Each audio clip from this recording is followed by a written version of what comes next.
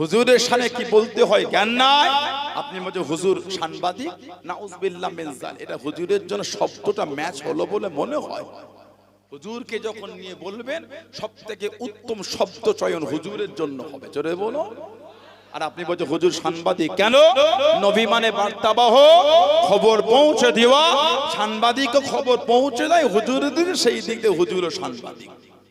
আবার 3 দিন পর তওবা করবে।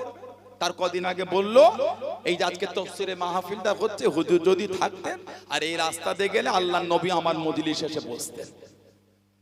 শয়তানি চরম পর্যায়ে পৌঁছে গেছে এগুলো। তোমার এত জরুরত হয় কি করে নিজের মাহফিলটাকে এত গুরুত্ব দিলে হুজুর তোমার শুনবে? লজ্জা লাগে না তোমার? জানার ঘরে ঢুকতে গেলে ফেরেশতাদের অনুমতি লাগতো। সুবহানাল্লাহ বলে। জানার হুজুরের মধ্যে ঢুকতে গেলে ফেরেশতাদের অনুমতি লাগে। আর তুমি বলো আমি ওয়াজ করতাম এই তাফসীরে মাহফিল, আর আজকে যদি নবী এই মাহফিলের পাশ থেকে যেতেন তাহলে আল্লাহর নবী আজকের মাহফিলে বসে ওয়াজ শুনতেন। নাউজুবিল্লাহ বলে। আল্লাহ পাকের সমস্ত বেয়াদবমূলক শব্দ থেকে আল্লাহ আমাদের দূরে রাখেন, বলুন আল্লাহুম্মা আমিন। আল্লাহ এদের আলোচনা শোনা থেকে আল্লাহ আমাদের দূরে রাখেন, বলুন আল্লাহুম্মা আমিন। বিয়াদবের আলোচনা শুনলে বিয়াদব তৈরি হয়, সোহবত যেমন নেবেন তেমন হবে। ওই জন্য দেখছেন না ইউটিউবের ভিডিও শুনে কিছু কিছু যুবক ছেলে বিয়াদব হয়ে গেছে। যেমন আলোচনা শুনবেন তেমন হবে। ওই জন্য বিয়াদব বক্তাদের কথা শুনতে নাই। যেটুখানি হুজুরে ভালোবাসা আছে ওটাও থাকবে না। নাউজুবিল্লাহ, অন্তরে একটা ঘৃণা তৈরি হবে। ও হুজুর মানুষ, আমরা মানুষ, ওটা কোনো ব্যাপার না। লা হাওলা ওয়ালা কুওয়াতা ইল্লা বিল্লাহ। আল্লাহর নবীর শানে শব্দ চয়ন করা লাগে আপনাকে আদবের উপর খেয়াল করতে হবে। সাহাবারা কিভাবে আলোচনা করেছে, আমার ভাইয়েরা বাপজানেরা, হুজুরের মুহাব্বত সাহাবারা করেছে। এই দিন এমনি আমাদের কাছে পৌঁছায় না। আমার রাসূলের সাহাবাদের জীবনী দেখেন। আল্লাহ রাসূল সাল্লাল্লাহু আলাইহি ওয়াসাল্লাম সাহাবী ছিলেন হযরতে খুবাইব ইবনে আদি রাদিয়াল্লাহু তাআলা আনহু। খুবাইব ইবনে আদি রাদিয়াল্লাহু তাআলা আনহু আল্লাহ রাসূলের সাহাবী। প্রায় হুজুরের কাছে এসে কাঁদতেন, ইয়া রাসূলুল্লাহ সাল্লাল্লাহু আলাইহি ওয়াসাল্লাম, হুজুর আপনি আমার জন্য একটু দোয়া করে দেন। আমার এই মাথার খুলিটা যেন উল্টে কাফেররা শরাব না পান করে। হুজুর এই মাথার খুলিটা উল্টে কাফেররা এই খুলিতে শরাব ঢেলে পান না করে। হুজুর আপনি দোয়া করেন। হযরতে খুবাইব ইবনে আদি রাদিয়াল্লাহু তাআলা আনহু কিতাবে এসেছে আল্লাহর নবী সাল্লাল্লাহু আলাইহি ওয়াসাল্লাম 10 জন সাহাবার একটা কাফেলা পাঠিয়েছিলেন মক্কা শরীফে দ্বিতীয় হিজরি বদরের যুদ্ধের পরে। কেন? মক্কা শরীফের অবস্থাটা দেখার জন্য। আর একটা বর্ণনা, কিছু অমুসলিম কাফের মুনাফিক মুসলমান সেজে আমার হুজুরের কাছে এসে বলে, হুজুর যদি কিছু সাহাবা পাঠাতেন ওখানে কিছু মুসলমান হয়ে আমাদের দ্বীনের দাওয়াত দিত। আল্লাহর নবী সাল্লাল্লাহু আলাইহি ওয়াসাল্লাম 10 জন সাহাবাকে হুজুর পাঠালেন।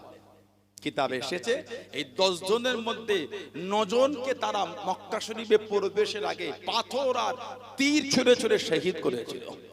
খুবাইব ইবনে আদি রাদিয়াল্লাহু তাআলা আনহু ওনাকে একা বন্দী করেছিল। আহা, ওনাকে বন্দী করে নিয়ে চলে গেল। হুজুরকে একটা জায়গায় বন্দী করে রেখেছে। কিতাব এসেছে মাঝে মাঝে ঘরের পাশ থেকে গেলে ওই মুনাফিকগুলি উকি মেরে দেখতো বেমৌসম ফল বসে বসে খাচ্ছেন। বলুন না সুবহানাল্লাহ। মানে যেই ফলের সিজন নাই সেই ফল খাচ্ছে। আপনি এখন বাজারে গেলে আম পাবেন না। যদি আম কারোর কাছে দেখেন অবাক হয়ে যাবে, কি রে ভাই তুই আবার এখন কোথা থেকে আম আনবি? কেন? এখন আমের সিজন না। আপনি বাজারে এখন কুল পাবেন না। কেউ যদি কুল বিক্রি করে আপনাদের এই বাজারে, মানুষ কিন্তু বাজারে গিয়ে অবাক হয়ে যাবে। কেন? ওটা বেমৌসম, ওর মৌসম নয়। খুবাইব ইবনে আদি উনি ঘরের মধ্যে বসে বসে যেই ফলের সিজন না ওই ফল বসে বসে খেতেন। মানে আল্লাহ পাকের তরফ থেকে ওনার কাছে রুজি পৌঁছে যেত। জোরে বলো, জোরে বলা গেল না? মক্কার কাফের বেদিন কোন বন্দী করে নিল। হযরত খুবাইব ইবনে আদি রাদিয়াল্লাহু তাআলা আনহু হুজুরের সামনে চলে গেল। হুজুরের কাছেতে দাঁড়িয়ে দাঁড়িয়ে হুজুরকে গিয়ে জানিয়ে দিল, ও খুবাইব ইবনে আদি কতই না ভালো হতো তুমি যদি নিজের বাড়িতে থাকতে তোমাদের নবী হযরত মুহাম্মদ সাল্লাল্লাহু আলাইহি ওয়াসাল্লাম উনি যদি আমাদের কাছে বন্দী করেন, উনি যদি আমাদের কাছে বন্দী করেন, কতই না ভালো হয়ে যেত। হযরত খুবাইব ইবনে আদি রাদিয়াল্লাহু তাআলা আনহু, হুজুর আমার জানিয়ে দেন, হুজুর আমার শুনিয়ে দেন, এ মক্কা বেদি বেঈমানে দলেরাম, আমি খুবাইব, আমি একবার কেন, আল্লাহ পাক যদি আমাকে অসংখ্য জীবন দিয়ে দেয়, আমি খুবাইব যদি অসংখ্যবার শহীদ হয়ে যায়, আমি খুবাইবের কোনো দুঃখ নয়, আমি খুবাইবের কোনো কষ্ট নয়, আমি খুবাইব একা কেন, আমার গোটা খানদানও যদি শহীদ হয়ে যায়, আমি খুবাইবের কোনো দুঃখ নয়, আমি খুবাইবের কোনো কষ্ট নয়। আল্লাহ নবী হুজুরা শরীফে থাকবেন, আল্লাহ নবী নূরের কদম শরীফে একটা কাঁটা লেগে যাবে, আমি খুবাইব ওই শব্দ খারাপ নিজে কানে শোনাটা পছন্দ করি না।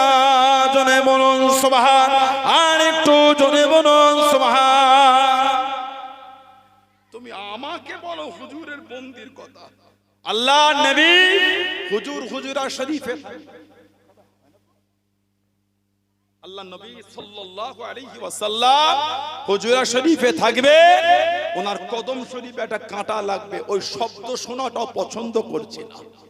আমার যদি গোটা খানদান শহীদ হয় তাতেও আমার কোনো দুঃখ নাই, কিন্তু হুজুরের কদম শরীফে কাঁটা, ওই শব্দ শোনা তো আমি রাজি নয়। জোরে বলুন না সুবহানাল্লাহ। আল্লাহ নবী সাল্লাল্লাহু আলাইহি সাল্লাম হুজুরের সাহাবী খুবাইব ইবনে আদি, পৃথিবীর ইতিহাসে উনি একা যিনি শহীদ হবার আগে 2 রাকাত সুন্নাত নামাজ পড়েছিলেন। পৃথিবীর ইতিহাসে উনি একা শহীদ হবে। ওনাকে জিজ্ঞাসা করে তোমার আশা কি কিছু আছে? হুজুর জানালেন আশা আমার এটা, সুযোগ যদি পেতাম 2 রাকাত নামাজ পড়তাম। বলুন না সুবহানাল্লাহ। আমরা সুযোগ পেয়েও নামাজ পড়ি না, একটু হাগুদা। উনি বলে সুযোগ যদি দাও 2 রাকাত নামাজ পড়বো, আমার সুযোগ পেয়েও নামাজ পড়ি না। আমাদের পাশে মসজিদ, অনেকে আছে মাথায় বসে আড্ডা দেয়, ইমাম নামাজ পড়ালো, মন চাই নাকি পিছনে গিয়ে দাঁড়ায় একটু কালে। ওনারা ইমামের ইমাম হয়ে বসে আছে, ওনারা ইমামের ইমাম, লা হাওলা ওয়ালা কুওয়াতা ইল্লা বিল্লাহ, নামাজি হয়ে যায়। আল্লাহ রাসূল বলেছেন as-salatu imaduddin, নামাজ হলো দ্বীনের খুঁটি। বলুন না সুবহানাল্লাহ। এত সুন্দর করে আজকে প্যান্ডেল করেছেন, দেখেন সব খুঁটি দিয়েছেন, এই খুঁটিতে ভর করে উপরে ছাউনি আছে। হুজুর বলে as-salatu imaduddin, নামাজ হলো দ্বীনের খুঁটি। যার দ্বীনের খুঁটি না সে আবার দ্বীনের উপর মজবুত হয় কি করে? দাবি করলে তো হয় না আমি ইসলামের উপর মজবুত, দাবি করার আগে ইসলামের মজবুত হওয়ার নমুনা তো আপনাকে দিতে হবে। নামাজি পড়েন না বলে দিনে মজবুত, ওটা তো হতে পারে না। কেন? হুজুর যখন বলেছেন নামাজ হলো দ্বীনের খুঁটি, তাহলে যার নামাজ নাই তার দ্বীনের খুঁটি নাই, আর যার দ্বীনের খুঁটি নাই সে দ্বীনে মজবুত নয়। আল্লাহ পাক কোরআন শরীফে বলেছেন ইন্নাস সালাতা কানাত আলাল মুমিনিনা কিতাবাম মাওকুতা, নিশ্চয়ই নামাজ মুমিনদের জন্য আল্লাহ নির্দিষ্ট সময় আল্লাহ পাক ফরজ করেছেন। জোরে বলুন না সুবহানাল্লাহ।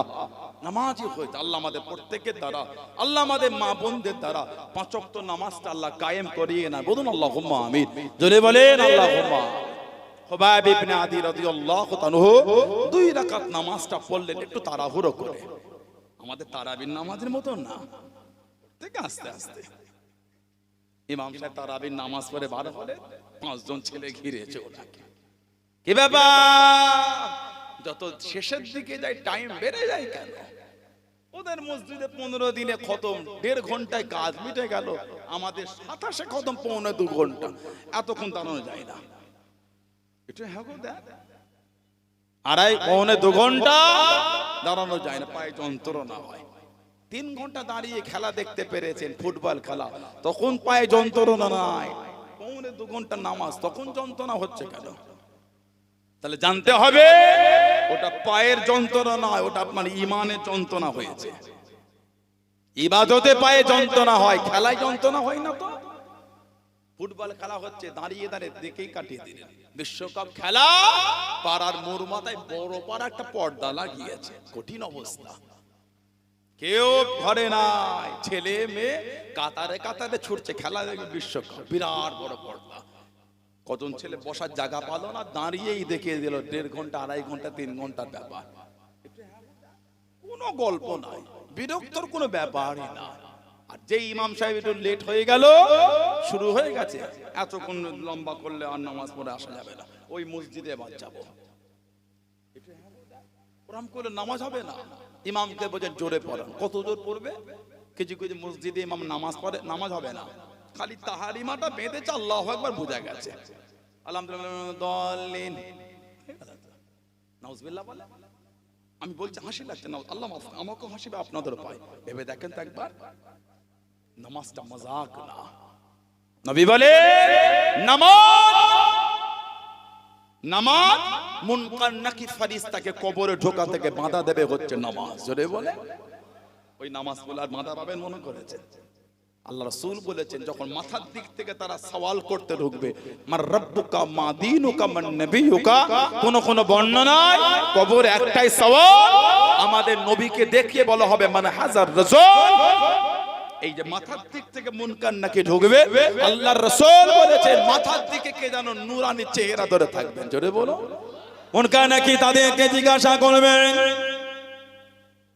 ও জবাকে আল্লাহ নবী সাল্লাল্লাহু আলাইহি ওয়াসাল্লাম সাহাবাদের জানিয়ে দেন, সাহাবাদের শুনিয়ে দেন, মাথা দিকে জিজ্ঞাসা করবেন কি আপনি আমাদের কোন বাধা দেন? শুনে যান, এই বান্দা বান্দির কবরে সওয়ালখানা করব, জবাবখানা নেব। আল্লাহ নবী জানিয়ে দেবেন, আল্লাহ নবী শুনিয়ে দেন, ও মাথা দিক থেকে জবাব দিয়ে দেবে, আমি অন্য কেউ নয়, আমি গোলাম নামাজ। জোরে বলুন সুবহান, আর একটু জোরে বলুন সুবহান। আমি হচ্ছে নামাজ, এই বান্দা বান্দি আমাকে দুনিয়ায় আদায় করেছে, আল্লাহ এত খুশি হয়েছে আমি নামাজ একটা আমার চেহারা দিয়ে দিয়েছে। এই বান্দা বান্দির কবর আপনাকে মাথার দিক থেকে প্রবেশ করতে দেবো না। জোরে বলুন না সুবহানাল্লাহ। আমাদের সমাজে ইমামকে বলা হচ্ছে জোরে জোরে নামাজ পড়া, ইমামও শুরু করে দিল এতদিন রাজধানী, এবার বুলেট ট্রেন চালাচ্ছে। তুমি বুঝবে না আমার কি হয়েছে, বলেছো চালিয়ে দিয়েছে, প্যাসেঞ্জার উঠতে পারলো আর না পারলো আমার কি, লা হাওলা ওয়ালা কুওয়াতা ইল্লা বিল্লাহ। আল্লাহ পাক কোরআন শরীফে বলেছে ওয়ারাত্তিলিল কুরআনা তারতিলা, কোরআন শরীফ শুদ্ধ সহকারে তারতিল সহ মানে শুদ্ধ করে সুন্দর করে কোরআন শরীফ তেলাওয়াত করতে হয়। জোরে বলুন না সুবহানাল্লাহ। আল্লাহ আমাদেরগুলো বুঝার তৌফিক দান করে, বলুন আমিন। আল্লাহ আমাদের মনে নামাজে ভালোবাসা দিয়ে দেন, বলুন আল্লাহুম্মা আমিন। আল্লাহ আমাদের প্রত্যেকের দ্বারা, আল্লাহ আমাদের মা বোনদের দ্বারা 5 ওয়াক্ত নামাজটা আল্লাহ কায়েম করিয়ে নেন, বলুন আল্লাহুম্মা। হযরতে খুবাইব ইবনে আদি রাদিয়াল্লাহু তাআলা আনহু 2 রাকাত নামাজটা পড়লেন, কাফেরদের বললেন, মনটা চাইছিল নামাজ আরেকটু লম্বা করতে, আমি যদি অনেকক্ষণ নামাজ পড়তাম, তোমরাই তো বলতে মরণে ভয় নামাজ লম্বা করেছে। না না, আমি মরণকে ভয় করি না, আমি আমার আল্লাহকে ভয় করি, বলুন না সুবহানাল্লাহ। হুজুরকে শহীদ করে দিল। কিতাব এসেছে মক্কা শরীফের পাশে একটা জায়গা আছে তানঈম বলে, হাজিরা জানে, যেখানটায় হজ করে আবার দ্বিতীয়বার উমরা করতে গেলে বা প্রথম উমরা করে দ্বিতীয় উমরা করতে গেলে যেখানে ইহরাম করতে যায়, মসজিদ আছে মসজিদে আয়েশা বলে, মসজিদে আয়েশা। এখন তো চতুর্দিকে ট্রাভেলস বার হয়ে গেছে, আপনি জানেন কত চিটিং বাজ বার হয়েছে। সেদিন খবর পেলাম কোন মাদ্রাসার একটা টিচার কোন জায়গায়, এই দক্ষিণ 24 দক্ষিণের কোন জায়গায় 2 কোটি না 2.5 কোটি টাকা নাকি টিকিটের লোকে ঝেড়ে দিয়েছে। আল্লাহ লানাত ওর উপরে, শুনেছেন আপনারা? নাউজুবিল্লাহ বলে। উমরায় যাবে, আল্লাহর কাবার মেহমান, হুজুরের দরবারের মেহমান, সেখানেও চিটিংবাজি চলছে। এদের উপর আল্লাহ লানাত, এদের উপরে। নাউজুবিল্লাহ বলে। ট্রাভেলসলা টিকিট কাটতে দিয়েছে, টাকা দিয়ে দিয়েছে। হাদিস সাহেবরা এয়ারপোর্টে বসে বসে চোখের পানি ফেলতে ফেলতে ঘরে গেছে। কি ভাবলে কাবা শরীফের মেহমান, হুজুরের দরবারে মেহমানের সঙ্গে বিয়াদবি, আপনার দুনিয়া আখিরাতে সুখ শান্তি হবে না। অত সহজ হয়। যেখানে দোয়াও তাড়াতাড়ি কবুল হয়, সেখানে বদদোয়াটা তাড়াতাড়ি পাওয়া যায়, মনে রাখবেন আপনি। যা ভাবছেন তা নয়। যেখানে দোয়াও তাড়াতাড়ি কবুল হয়, সেখানে বদদোয়াটাও তাড়াতাড়ি নসিবে জুটে যায়। আপনি হাজিদের সঙ্গে বিয়াদবি করছেন মানে? কদিন আগে ভিডিও দেখলাম, মক্কা শরীফে হজে উমরায় নিয়ে গিয়ে হাজিদের ঘর দাইনে বাইরে একদিন ফেলে রেখেছে। ভিডিওগুলো যার হাতে উমরা যাওয়ার জন্য টাকা দেবেন না। এখন চিটিং বাজ মেরে গেছে। এইসব লেবাসে চিটিং বাজি করাটা সুবিধা বেশি একটুখানি। এখন বলতে আমার বাধা নেই তো, না বললে আপনারা শিখবেন কোথা থেকে? এই সব লেবেসে চিটিং বাজি বেশি হয়। দেখছেন না আমাদের নাম করে ফোন করছে, পুরপুরা থেকে হুজাইফা সিদ্দিকী বলছি, বাবা আপনাদের গ্রামে মাদ্রাসা মসজিদ আছে, বাবা টাকা দেবো। শুনেছেন আপনারা? নাউজুবিল্লাহ বলে। এই আমাকে সানাউল্লাহ সিদ্দিকী আমার ছোট ভাই নাম্বার দিল, আমি এখন অমুক সিদ্দিকী অমুক সিদ্দিকী অমুক সিদ্দিকীর সঙ্গে মিটিং এ আছি, এই জলসায় আছি। আমাদের দেশে মক্কা শরীফে একটা ঘর আছে, ওখানে 5 তলা বিল্ডিং, আমার টাকা দিয়ে দেশে মেয়ের বিয়ে হলে বলবেন, মসজিদ মাদ্রাসা বলবেন, আমরা একটা মোটা 6 লক্ষ 7 লক্ষ টাকা দিই। এক কাজ করে আপনার সব দলিল পত্র তা দিয়ে ফটো দিয়ে দিলেন, তার কিছুক্ষণ পরে বলবে এই ট্যাক্সে 12,000 টাকা লাগবে। 7 লক্ষ টাকা ফিরে দিতে পেরেছো, 12,000 ট্যাক্সের টা ফিরে দিতে পারোনি। 7 লক্ষ ফিরে দিলে 12,000 ট্যাক্সের ফিরে দিতে পারোনি। এক কাজ করো, যে 7 লক্ষ টাকা আমাকে দিলে ওর থেকে 12,000 কেটে বাকিটা দিয়ে দাও। কথা বলছেন না কেন? ছেলেগুলো কি বোকা থাকে? কিছু কিছু ছেলে দিয়ে ফোন করে, হুজুর দিয়ে ফেলেছিল, 12,000 টাকা দিলেন, পরে ফোন করেছেন, আগে করতে পারেন না? এগুলো চিটিং বাজ। এদের উপর আল্লাহ লানাত, এদের উপর আল্লাহ লানাত। মক্কা শরীফের নাম করেছে, ফুরফুরা শরীফের নাম করেছে, হুজুরের আওলাদদের নাম করে মিথ্যা মিথ্যা গরিবের টাকাগুলো খেয়েছে। কথা ঠিক না ভুল বলছি? আল্লাহ জালেমদের হাত থেকে আল্লাহ আমাদের হেফাজত করে, বলুন আমিন। জোরে বলেন আল্লাহুম্মা।